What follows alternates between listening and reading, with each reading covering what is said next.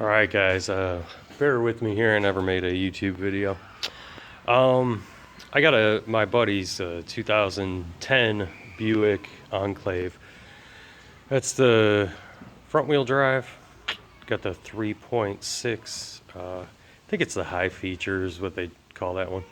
So the issue here is a timing chain.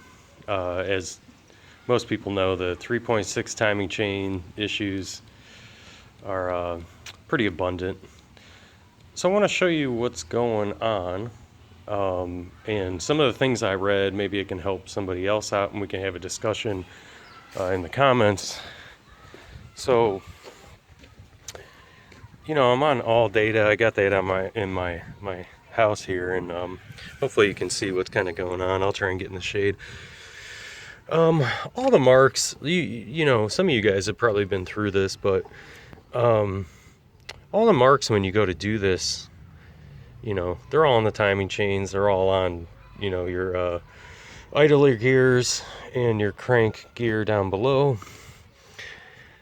And on all data, it doesn't say, you know, it gives you a firing order, but it doesn't tell you where. It just says 1, 2, 3, 4, 5, 6 is the firing order, but the position. So I'm trying to, the thing is, I'm trying to double check what's going on.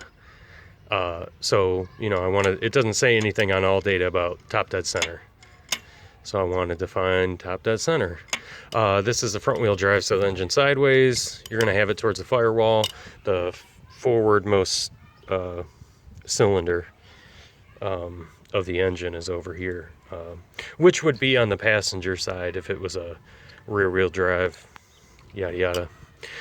So top dead center, I wanted to see where it was at. The only place that I'm finding it here, where it's at the highest point now, is in the, I can't remember if this would be this is the front, you know, head here. When you get your cam tools, like these guys here, these are nice, by the way, got them on Amazon for like 20 bucks. You're gonna get the flat edge up top when you go to do the first set of timing chains, because you have to do, you're basically kind of doing like two at once. You're doing the front one and then the primary down here on the crank. If you don't know about this engine, it's got 3 timing chains. And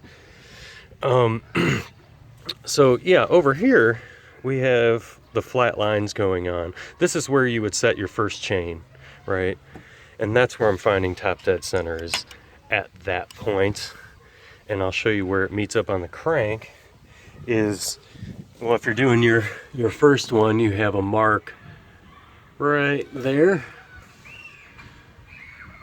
and you see the small little mark on the crank pulley. So that's where I'm finding top dead center. I'm not finding it over there on that mark on the oil pump, on that one. Now, I rotated the engine a ton of times. I don't even know, 20, 30. And, you know, on older engines, you know, like I rebuilt my 01 Dodge Ram V8. And on the older engines, you got a crank and a cam, 1 cam, not 4. And you go and you turn it twice, and the marks and everything that you have line up. On this, from what I'm told, your marks and everything, because there's so many, there's 3 on each chain that are marked.